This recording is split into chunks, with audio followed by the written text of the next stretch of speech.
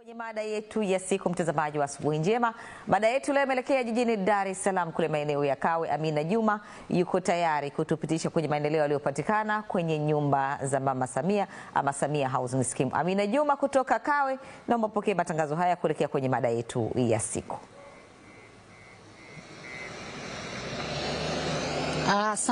Asante sana Amina Mkombe na timu nzima ya Asubuhi Njema ya ZBC kutoka makao makuu ya shirika la utangazaji Zanzibar.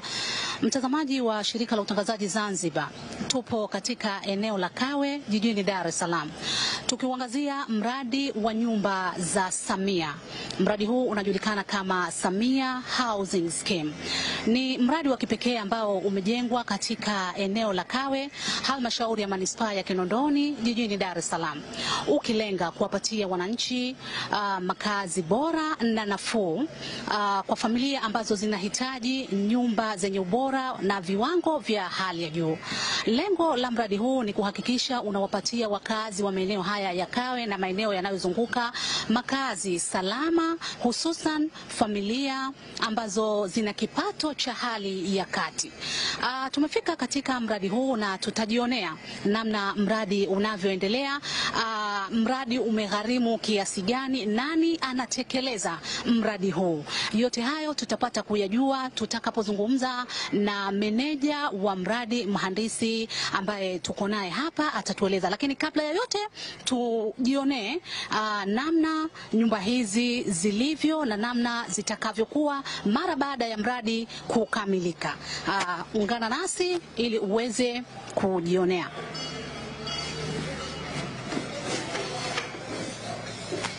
Dada, habari za asubuhi? Salama tu, kwema? Kwema. Asante. Nipo na mhandisi. Za asubuhi. Hongereni kwa kazi. Na mtazamaji wa shirika la utangazaji Zanzibar, tayari tumeingia katika moja ya nyumba ambazo zinapatikana katika mradi huu. Na hapa basi nipo na mwenyeji wangu mhandisi Matamwe, yeye atatuongoza ili kuweza kujionea walau kwa uchache kabisa moja ya nyumba zilizopo katika mradi huu. Mhandisi, habari za asubuhi? Habari njema kabisa madam, karibu sana. Asante, hongereni kwa utekelezaji wa mradi huu. Asante sana, na nyinyi hongereni kwa kazi. Asante.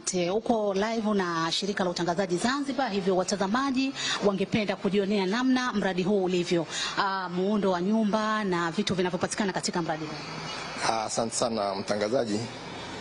Mimi kwa majina naitwa Engineer Mburuga Matamwe, ni manager wa mradi huu wa Samia Housing Scheme. Naam, kabla hatujazungumzia kuhusiana na mradi, ningependa tuone walau kwa uchache kidogo. Asante. Dada, habari? Asante.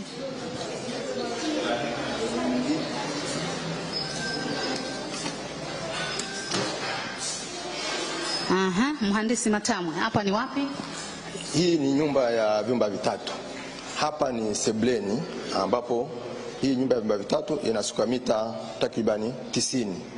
Kwa hiyo kwenye vyumba hivyo vitatu kuna sehemu ya jiko, kuna sehemu ya dining na sitting, kuna sehemu ya chumba ambacho kinajitegemea, kina choo chake ndani, na kuna sehemu ya vyumba viwili, na chumba kimoja hapo ni master bedroom ambacho kina choo ndani.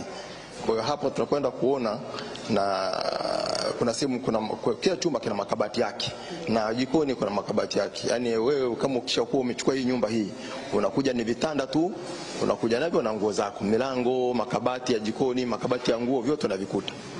Sasa twende tujione. Mtazamaji, hapo ni jikoni kama ambavyo unaona. Ni eneo la jiko likiwa na mlango wa kutokea sehemu ya nje, lakini huku ni vyumbani kama ambavyo mhandisi Matamwe ametueleza. Hiki ni chumba, nadhani ni cha master bedroom. Ametueleza mhandisi kwamba kila chumba kitakuwa na makabati. Nadhani unajionea makabati ni ya kisasa kabisa, unaweza kuhifadhi vitu vyako kwa ukamilifu. Lakini kama ambavyo tumesema, hiki ni chumba cha master bedroom. Kwa hiyo choo kama ambavyo kinaonekana, mpige picha atatuelekeza. Hiko ni choo, choo kimoja ya kinachopatikana katika vyumba hivi ambavyo vipo katika mradi huu wa Samia Housing Scheme. Na tunaendelea kuonesha maeneo mbalimbali ambayo yanapatikana katika nyumba hii basi. Na hapa ni sehemu hii nayo ni chumba cha pili ambacho kina choo cha public na chumba cha kulala, na chenye kina makabati na sehemu ya maliwato na sinki ambalo ndio la public kwa watumiaji wote wa nyumba. Kwa huko tunapoenda huko kuna makabati na chumba cha kulala. Mhandisi Matamwe, tumeona miundombinu ya baadhi ya chumba cha kwanza na hiki. Kuna watu wana mahitaji maalum, mmewazingatiaje hapa? Sawa. Hapa tumewazingatia kwa sababu kuingia kwenye jengo kuna ramp ambayo mtu anaweza akatumia wheelchair na kuingia. Alafu vile kwenye jengo hili kuna lift mbili. Kwa hiyo hata kama hawezi kwenda juu kwa sababu ipo lift, kwa hiyo anatumia lift kwenda kwenye nyumba yake. Kwa hiyo hapa tumezingatia kwamba hata wale ambao wana changamoto ya kutembea hata kuona, kuna ramp ya kuingia ambayo ni special kwa ajili ya kutembeza na baiskeli, na vile kuna lift za kwenda juu. Kila jengo na lift mbili. Na hapa miundombinu imezingatiwa yote kwa sababu eneo lote litakuwa na paving. Na sasa ukiangalia mazingira nje tumeshaanza kupanda miti na tumeanza kufanya mabomba ya maji yameshingizwa chini, mabomba ya maji taka yameshingizwa chini, waya za umeme zimeshingizwa chini, sehemu ya gesi imeshingizwa chini. Kwa hiyo vitu vyote vinakuwa ni chini ya ardhi. Kwa hiyo waya zitakazoonekana ni za umeme mkubwa tu. Umeme mwingine mdogo wote utakuwa huwezi kuona. Unaenda ukiwasha tu ndani ndio unaona kuna umeme, lakini nje hautaona nguzo. Asante mtazamaji. Tunaendelea kukuonesha miundombinu ya nyumba hizi. Hiki ni chumba cha pili ambacho kinapatikana katika nyumba hii tulioingia, na kama ambavyo tulikueleza hapo awali, miundombinu ni hivyo kama ambavyo unaiona: makabati, umeme, feni, kila kitu kipo katika hali nzuri kabisa. Tuendelee kufanya ukaguzi katika nyumba hii ili tupate nafasi ama wasaa wa kuzungumza kwa urefu kabisa na mhandisi Matamwe kuhusiana na utekelezaji wa mradi huu. Tulikuonesha mtazamaji wakati tunaingia eneo la jiko, lakini hapa ni tunaita varanda, sehemu ambayo unaweza ukafanya shughuli mbalimbali kwa ajili ya matumizi ya kawaida ya nyumbani. Kwa kina mama ambao wanamiliki nyumba ama hata kwenye nyumba za kupanga wanajua umuhimu wa eneo hili. Na huu basi ni mlango wa kuingilia jikoni kama ambavyo unaona, na hapa ni jiko la nyumba hii. Mtazamaji, tayari tumeona mfano wa nyumba. Hiki ni chumba cha tatu. Naam. Nyumba kama nilivyosema ina vyumba vitatu, lakini kwa sababu tumetengeneza hapa, kwa wewe mwenye nyumba ndio utaamua. Wakati mwingine unaweza kuwa na vijana wako unapenda hata wajipikie wenyewe. Kwa hiyo tumetengenezea chumba cha tatu kinakuwa na miundombinu mpaka kina sehemu ya jiko dogo na kina choo chake. Kwa hiyo kama una vijana wa kike au wa kiume na umeshanunua nyumba na unapenda ukae nao, au unaona kwamba hii nyumba naweza nikapangisha, kwa hiyo wewe ukishanunua unakaa kwenye vyumba viwili, afu hii nyumba nyingine unaweza ukapangisha au kukabidhi vijana wako wakawa wanajipatia huduma huko moja kwa moja. Ina jiko, ina choo, ina sehemu ya kuweka TV na ina sehemu ya kuweka kitanda. Hiki ndio ambayo ni nyumba ya vyumba vitatu.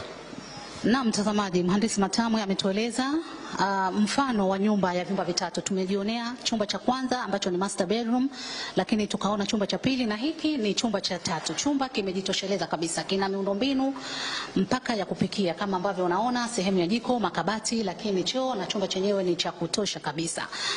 Kwa sasa nadhani tumeona vya kutosha. Tuendelee na mahojiano ili kupata maelezo ya kina ya utekelezaji wa mradi huu. Nikukumbushe tu tupo katika eneo la Kawe, halmashauri ya manispaa ya Kinondoni, jijini Dar es Salaam, tukikuletea utekelezaji wa mradi wa nyumba za kisasa kabisa unaojengwa katika eneo hili. Lengo la mradi huu ni kuwapatia wakazi wa maeneo haya na maeneo jirani makazi ya kisasa, makazi bora, lakini kumbuka ni kwa gharama nafuu.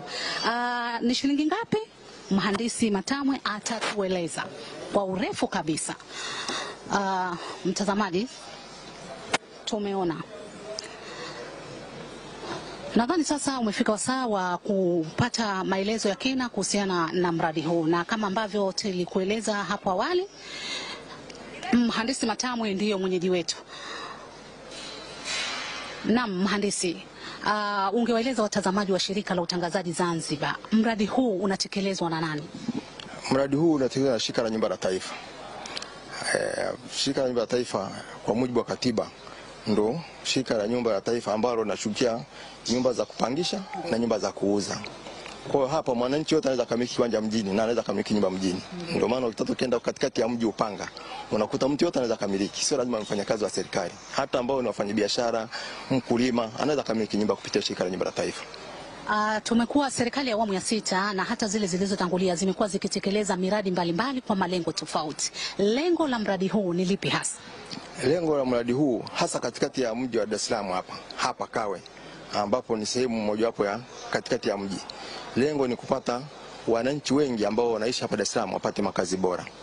Na hii awamu ya 6 imehakikisha kwamba maeneo haya ya Kawe na hasa hizo project za National Housing tunatekeleza nyumba ambazo zina viwango tofauti. Ndio maana inaitwa Samia Housing Scheme ambayo ni affordable. Yaani hapa hata mwananchi wa kawaida anamiliki nyumba. Kwa mfano hapa kuna nyumba paka ya milioni 38 ambao ni nyumba ya kawaida kabisa na ni katikati ya mji, ambao huwezi kupata kwa mtu mwingine tofauti na National Housing. Katikati ya mji na umiliki nyumba kwa milioni 38. Na kuna nyumba hapa za milioni 163. Katikati ya mji upate kiwanja na upate nyumba, ambao ni ngumu sana. Kuna nyumba hapa za milioni 153.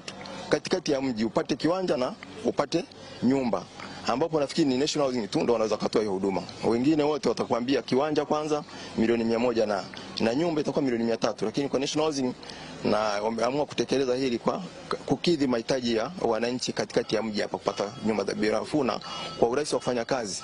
Akitoka hapa aenda kazini kilomita kama 6 kwenda mjini, ambapo ni rahisi sana hata kufanya kazi.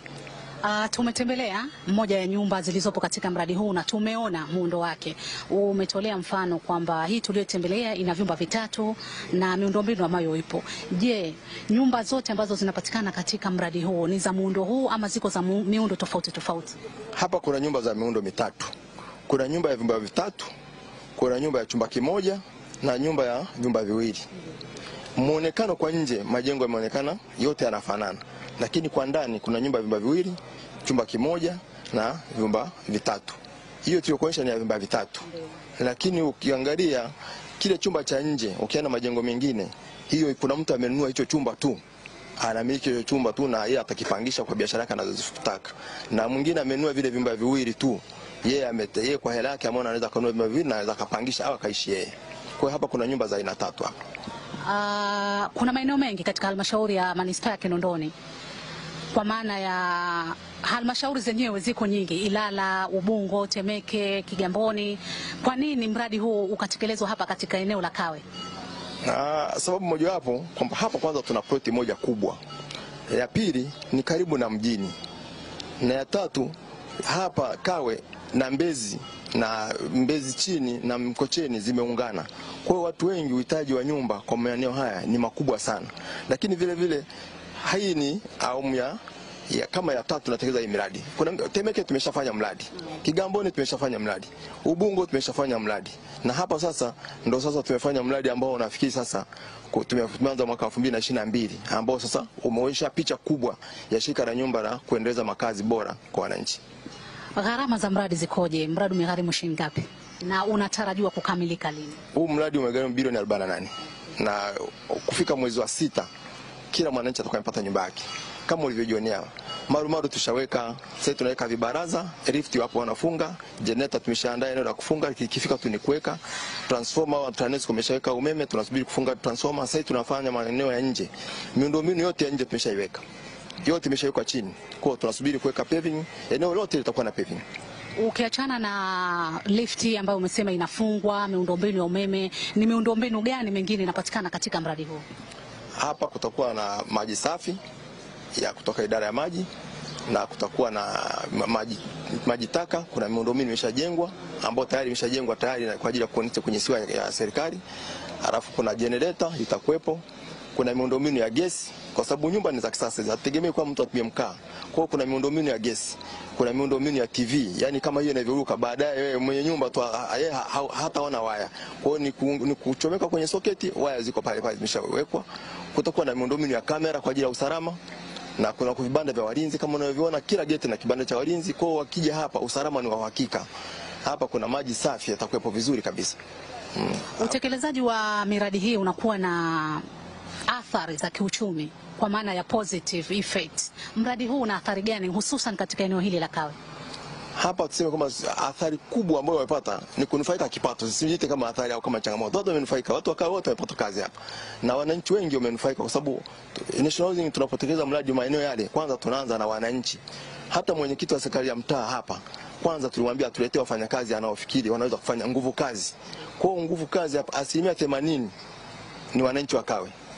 Na wengine wametoka Dar es Salaam kwa sababu kujitafutia kipato, mtu anaweza kutoka Temeke akaja kupata kipato. Lakini hapa manufaa mengine makubwa ni kuboresha makazi, ambapo wananchi wengi wa Kawe wamekaa sasa kwenye mazingira ambayo yako bora, kwa sababu kama unaishi jirani na unaona makazi ya jirani ni bora, hata mwenyewe unaishi kwa amani, kwamba hata ulinzi ni mzuri, mazingira ni masafi, kwa unakuwa unaishi kwa amani. Kwa thamani kubwa hapa kwa imeongezeka katika maeneo ya Kawe. Kwa sasa Kawe imekuwa ni mjini kama miji mingine sasa. Umezungumzia lengo la mradi huu ni kuwapatia wananchi wa maeneo haya ya Kawe makazi bora lakini kwa gharama nafuu. Gharama zikoje na upatikanaji wake kwa wananchi wa kawaida mmeuzingatiaje? Hapa kwanza wakati tunazindua mradi tulitangaza. Kama nilivyotangulia kusema mwanzoni kwamba nyumba zipo kuanzia za chini mpaka za katikati. Hamna nyumba za juu hapa kwa sababu nyumba ya chini ina milioni 38. Nyumba ya katikati ina milioni 153, nyumba ya juu kidogo ina 162, ambazo ni wananchi wote wanaweza kumudu, yani yote. Na vile vile huchukui keshi, unaweza kaenda kuchukua benki, kama una keshi unalipa, lakini kama unaweza kana benki unaenda kupa mdogo mdogo unakuwa unalipa. Kwa hiyo wananchi wote wamezingatiwa. Ndio maana ukiangalia hizo nyumba 80% ni wananchi wamenunua, ambao ni wakazi, ni wafanyabiashara kawaida, na wengine ni wafanyakazi, wengine ni wakulima kawaida, na nyumba saizi zibaki ni chache. Kwa maana kwamba tayari zimeshapata wateja. Kwa sababu ya bei rahisi watu wengi wamezitaka. Kwa hiyo saizi hapo, yani ukihitaji nyumba hebu tuangalie, labda kama mwingine amesema bana labda nimepata changamoto nirudishe, lakini kwa sasa nyumba nyingi zimeshachukuliwa kwa sababu ya bei rahisi. Kila mtu milioni 38, kila mtu nafikiri anaweza kumudu. Kulipa kidogo kidogo. Sio kama unalipa kesho, unaenda benki unachukua mkopo milioni 38 unalipa kidogo kidogo. Au kama unazo, hata kama umeuza vitunguu, nyanya, unaweza kununua milioni 38. Kama unanunua kiwanja milioni 10, nyumba ipo ina kiwanja, milioni 38 ni rahisi kununua. Utekelezaji wa miradi hii mikubwa huambatana na changamoto mbalimbali. Kuna changamoto zozote ambazo mmezipitia wakati wa utekelezaji wa mradi huu? Sasa kwenye mradi ya ujenzi, hasa ya ujenzi, changamoto haziwezi kukosekana. Kwamba ndio hivyo kwamba wahandisi wapo kwa ajili ya kumaliza changamoto. Changamoto kubwa mitaa hii ni sehemu ya maji taka. Miundombinu ya maji taka huku kwa mitaa ya Kawe hamna siwa. Kwa hiyo sisi hapa tumetengeneza mifumo ya kuchakata maji taka na kupeleka kwenye siwa ambayo iko Rugaro. Hiyo nayo ni changamoto ambayo imekuepo hapa, kwa sababu itakiwa tupate siwa iko karibu ili tuweze kuunganisha moja kwa moja. Kwa hiyo ndo hapa kwa maeneo haya changamoto kubwa ni hiyo. Na changamoto kubwa nyingine kwamba unajua hapa ni katikati ya mji. Kwa kufanya kazi kunakuwa na changamoto kwa sababu wananchi tayari washakuzunguka na wengine walishawekeza biashara zao eneo hili la Kawe. Kwa hiyo ukimwambia sogeza, anaona kama eneo analimiliki, kama pembeni ya fence pale kuna watu wanauza maua. Ukimwambia sogeza kidogo anaona kama unamuingilia, lakini kumbe ni sehemu ambayo alikuwa amekaa ambayo sio sehemu yake. Kwa hiyo changamoto ndio kwamba katikati ya mji wananchi walishakaa hapa anafanya biashara, anaona kama anamiliki eneo, lakini kumbe eneo sio la kwake. Ndio kama vitu kama hivyo. Umezungumzia kuhusiana na kukosekana kwa eneo la maji taka. Mmeitatuaje changamoto hii ama mmefanyaje? Tumetengeneza shimo la kuchakata ambayo inaitwa IBR, ambayo inachakata maji taka na tuna pump kupeleka kwenye siwa ambayo iko karibia kilomita 1.5 kutoka hapa kwenye site. Shirika la Nyumba la Taifa linamiliki nyumba katika maeneo mbalimbali ya jiji la Dar es Salaam na hata nje ya jiji la Dar es Salaam. Unadhani mradi huu utaathiri vipi soko la biashara, soko la nyumba katika jiji hili la Dar es Salaam? Hii sio inaathiri. Itaboresha makazi kwa sababu watu wengine hawapendi kwenda mbali. Hata kama wengine sasa wanahama Upanga wanakuja huko. Alafu hizo ambazo zilikuwa za National Housing zilikuwa za kupanga. Hizo unamiliki. Kwa hiyo kuathiri sana yani imekuongezea wewe kumiliki nyumba katikati ya mji. Kwa sababu mwanzoni ulikuwa umepanga, sasa hizo unamiliki nyumba. Kwa hiyo inakuwa ni nafuu. Sisi hajatuathiri kwa sababu lengo letu lilikuwa ni kuuzia wananchi nyumba. Kwa upande wetu sisi hajaathirika. Sisi utoka kwenye upangaji umiliki nyumba zako. Na wapangaji wapo ni wengi. Kwa hiyo kutoka kule ukija kumiliki kwako na mwache mwenzako nafasi ya kupanga. Tumekuwa tukifanikiwa sana katika ujenzi wa miradi mbalimbali, lakini katika kutunza na kuendeleza mara nyingi kumekuwa na changamoto. Mikakati ya utunzaji wa mradi huu mkubwa ni ipi? Hapa kuna kitu kinaitwa association, chama cha wamiliki wa nyumba. Yani kwa mujibu wa sheria ipo, Union Title Act zipo, zinaanzishwa hati pacha. Serikali ishafanya vizuri, imeisha utaratibu hati pacha. Kwa hiyo hapa kuna chama cha wamiliki wenye nyumba. Kinaanzishwa kisheria na usimamizi wake, kusimamia taka, ulinzi, kupaki magari, wanakuwa wenye nyumba, wana mamlaka ya kugawa hiyo vitu. Kwa hiyo hapa hamna shaka kwenye kumanage, kwa sababu National Housing sio mara ya kwanza. Tuna mradi Morocco upo tunafanya hivyo, tuna mradi Victoria tunafanya hivyo, tuna mradi Mwanza uko hivyo. Kwa hiyo tuna uzoefu na wananchi siku wakikabidhiwa, wanakabidhiwa na ule utaratibu wa kufanya, wanaenda wanasajili chama na wanaanza shughuli. Mwisho kabisa, wito wako kwa wakazi wa maeneo haya ya Kawe ama wakazi wa jiji la Dar es Salaam kuhusiana na mradi huu? Mimi na kwa wananchi wa Kawe na wananchi wa Dar es Salaam kwamba yule ambaye anapenda nyumba yeye asogee tu, kwa sababu tunaendeleza awamu ya pili hapa katika eneo la Kawe. Aanze kujiandaa na achukue fomu ajaze na aanze kujua mahitaji yake. Anataka nyumba vyumba viwili, chumba kimoja, vyumba vitatu, ili aanze kujiandaa mapema, amiliki nyumba kama wengine wanavyomiliki saizi katikati ya mji.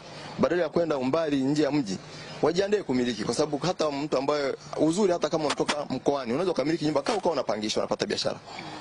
Nakushukuru sana mhandisi. Asante sana. Mtazamaji wa shirika la utangazaji Zanzibar, ni mhandisi Mburuga Matamwe akitueleza mambo mbalimbali kuhusiana na mradi huu. Kikubwa amewasihi wakazi wa jiji la Dar es Salaam kujitokeza ili kupata fursa ya kumiliki nyumba katika eneo hili la Kawe. Mtazamaji, hata wewe ama mwenzangu hapo Amina Mkombe, Godfrey Hussein na wengine, mnaweza mkamiliki nyumba. Tumemsikia mhandisi akisema ni milioni 38 tu. Nadhani tunamudu kupata fedha hizo. Kwa hiyo ni vyema kama unahitaji, amesema unaweza ukanunua na ukafanya biashara ya kupangisha, inaruhusiwa.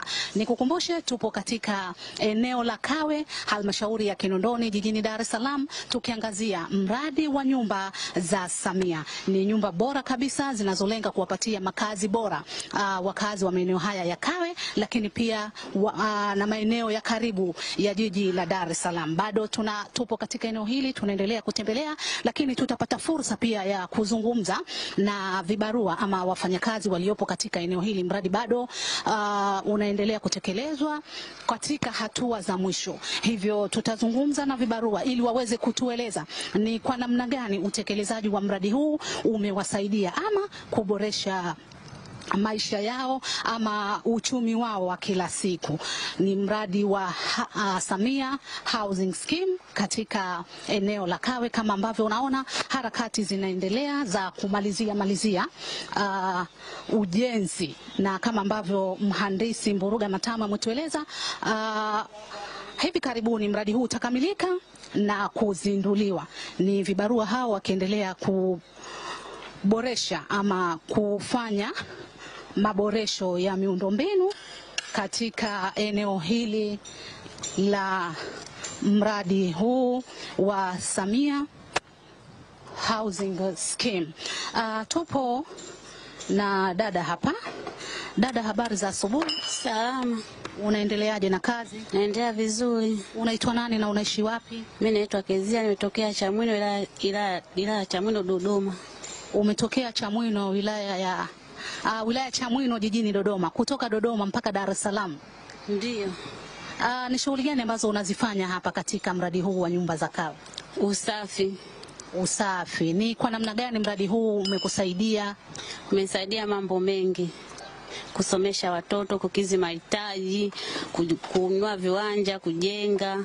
Umesaidia mambo mengi. Namuombea Rais Samia aongeze miradi na mkurugenzi kusudi tupate miradi mingi ya kujikizi mahitaji yetu, kwa sababu tunasomesha watoto, mahitaji humo, kila kitu humo. Naomba ongeze miradi iwe mingi sana kusudi tupate na sisi kupata ajira ya kufanya kazi kwa huu mradi. Tena naishukuru sana viongozi wote ambao wanakaa kwenye huu mradi wanatupenda jamani. Wanatupa kazi, tunaendelea kufanya kazi, tunasomesha watoto, tunakula umo, vyumba tunalipa kodi umo. Tunamshukuru Mwenyezi Mungu Rais Samia atuongezee miradi mingi Dodoma, Arusha, Kagera, wapi, yani akumbuke kila aina ya sehemu kutuongezea miradi. Umetoka Dodoma mpaka hapa Dar es Salaam kwa ajili ya kufanya kazi. Kuna kina mama ama vijana wamekaa na wakilalamika hawana kazi ya kufanya. Unawaambia nini watu kama hawa? Naambia jamani, waamke, wakisikia mradi waende wakaombe kazi. Kazi zipo, unapewa. Mbona viongozi wanatupenda jamani? Wanatupenda sana na tujali. Sisi wanawake mbona tunajituma tu, tunaomba wanawake wenzetu waamke jamani, wasikae majumbani. Kazi zipo, waje wapambane na kazi, wasomeshe watoto wao, wajikizi mahitaji ya nyumbani kwao. Tunawaombea sehemu huko waliko, wasikie waje waombe kazi. Kazi zipo jamani. Nakushukuru sana. Mtazamaji ni mmoja ya mfanyakazi katika mradi huu, anawaeleza wanawake wenzake ama vijana kujitokeza na kuomba kazi katika miradi mbalimbali ambayo inatekelezwa na serikali kwa ajili ya kuweza kujikwamua kiuchumi. Tupo na kaka mwingine hapa, naona yuko busy kidogo akiendelea na harakati. Kaka, habari za asubuhi? Salama kabisa, karibu. Unaitwa nani na unakaa wapi? Kwa majina naitwa Julius Filipo Katikilo, ninakaa wilaya ya Ubungo, lakini natokea mkoa wa Songwe, wilaya ya Mbozi. Shughuli zako ni nini katika mradi huu? Shughuli zangu mimi ni ufundi kama unavyoona. Kazi yangu kubwa hapa niko natengeneza chemba kwa ajili ya majitaka. Ndio shughuli yangu katika mradi huu. Utekelezaji wa mradi huu wa nyumba hizi umekunufaisha vipi hususan kiuchumi? Awali ya yote nianze kuzungumza mwanzo kabla ya mradi na baada ya mradi. Kabla ya mradi mimi nilikuwa nikibaka tu mtaani. Nilikuwa sina kazi, nilikuwa sijiwezi kwa kweli. Lakini baada ya ujio wa huyu Mama Samia, kwanza nimshukuru sana Mama Samia, lakini pia nikishukuru chama cha CCM kutuletea huyu mama. Huyu mama amekuwa kama mkombozi. Mimi nilikuwa sina kazi, lakini baada ya kuja kwa huu mradi, nashukuru sana mama kwa kutuletea mhandisi DG wetu anaitwa Hamadi Abdara. Baada ya kutuletea DG kwa kutuamini sisi vijana, tulipata kazi mahali hapa. Kupitia hii kazi mimi nimeweza kusomesha baadhi ya ndugu zangu, wadogo zangu, lakini namtunza baba yangu, lakini nimeweza pia kununua kiwanja kupitia mradi huu. Lakini sio hapo tu, mbali na yote ndugu mtangazaji, nimeweza kuoa kupitia mradi huu. Nilikuwa sina mke, nilikuwa bachelor. Hongera sana. Lakini nimeoa kupitia mradi huu. Hongera. Nachokisema ni kwamba nawashukuru sana wahandisi wote ambao wanatusimamia katika mradi huu. Kwanza miradi mingine tunasikia watu wanapiga kelele labda habari ya malipo, lakini tangia nimefika hapa kwanza tunalipwa kwa wakati. Fedha mama ameitoa ya kutosha. Wahandisi wanatulipa kwa wakati. Kwa hatuna tatizo lolote ambalo linatukabili mahali hapa. Nachokisema ni kwamba mama ana mitano tena kwangu. Lakini niombe pia katibu mkuu wa chama cha CCM, vijana bado tupo, tuna imani na mama, tunahitaji kadi za chama, sisi ndo wapiga kula mbele. Mimi ni chawa wa mama, mimi Julius. Ni hiyo tu ndugu mtangazaji. Kuna vijana wako kama ambavyo umesema wako mtaani hawana shughuli za kufanya, wanalalamika kwamba ajira hakuna. Unawaambia nini vijana hawa? Hapana. Hii kazi ninayoifanya mimi haihitaji elimu. Mimi nimejifunza kupitia wahandisi humu wamenifundisha. Mimi sijasoma kazi. Mimi ni darasa la 7 mzuri tu. Lakini nimefika hapa, mtaji wa maskini maandiko yanasema ni nguvu zake mwenyewe. Mimi hapa nimekuja natumia nguvu na akili nilizopewa na wahandisi wangu, nafanya kazi. Kazi zipo, vijana wajitume. Miradi kama hii hapa ni mingi sana. Nami namuombea mama kwa kweli kabisa. Namuombea awe na miaka 5 tena. Namuombea kula kwa wananchi, wampigie kula popote pale walipo. Maana nina imani baada ya mama kupita tena miaka 5 ijayo tutakuwa na miradi hii ya kutosha ambayo itakusanya vijana wengi. Vijana washangamkie fursa zipo, tupate miradi kama hii hapa Zanzibar, tupate miradi kama hii hapa Tanga kwenye majiji, tupate miradi kama hii hapa Mbeya, tupate miradi kama hii hapa Arusha, kote huko tunanufaika vijana. Nakushukuru sana. Asante. Mtazamaji wa shirika la utangazaji Zanzibar, ni Julius huyo kutoka wilaya ya Ubungo akiwashauri vijana kuchangamkia fursa hizi ambazo zinajitokeza katika utekelezaji wa miradi mbalimbali. Kama ambavyo tumemsikia historia yake, yeye hajasoma, ni darasa la 7, ameishia darasa la 7 na mwanzoni kabisa alisema alikuwa ni kibaka, lakini ujio wa mradi huu umemwezesha kupata fursa ya kufanya mambo mbalimbali ikiwemo kununua kiwanja, kuoa na hata kumtunza baba yake ambaye ni mtu mzima. Kwa hiyo vijana, amesema kwamba mtaji wa masikini ni nguvu zake. Kijana usilale, amka ili uweze kuona na kuzitumia kwa ufanisi kabisa fursa kama hizi. Bado tunatembelea, tupo katika eneo hili la mradi tuweze kuona namna ambavyo mradi huu unaendelea, na tutaendelea kuzungumza na vibarua kwa kadri ambavyo tutawapata ili waweze kutueleza namna ambavyo wananufaika na miradi hii. Miradi hii inatoa fursa za ajira hata kama ni za muda mfupi, lakini angalau basi wanaweza kunufaika kiuchumi na kufanya mambo ya maendeleo. Vibarua hawa wanaendelea na zoezi la usafi, wakisafisha ili kuweka hali ya mandhari.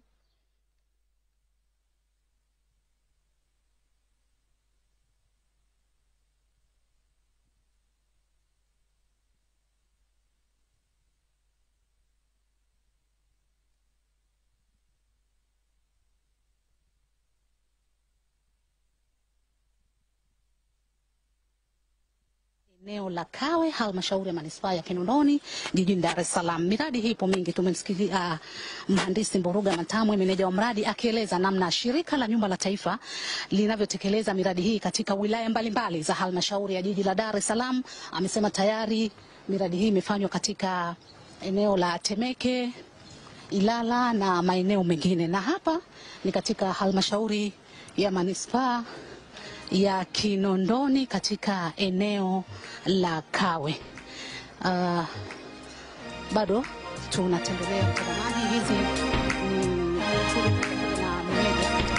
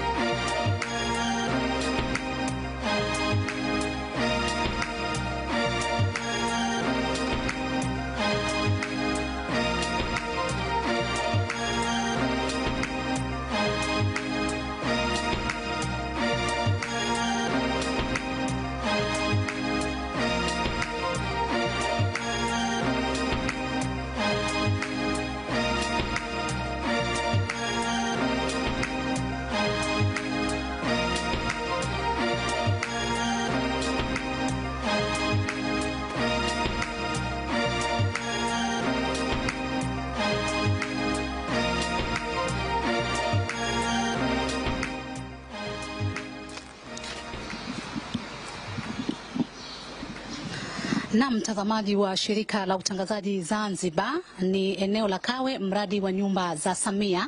Mradi huu unajulikana kama Samia Housing Scheme. Tayari tumekupa maelezo ya kutosha kuhusiana na mradi huu.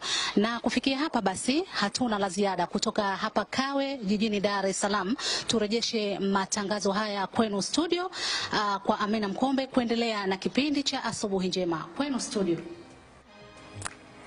Asante sana Amina Juma kutoka Dar es Salaam, maeneo hayo ya Kawe, na tumepata kuona nyumba hizo za mradi huo wa Mama Samia Housing Scheme.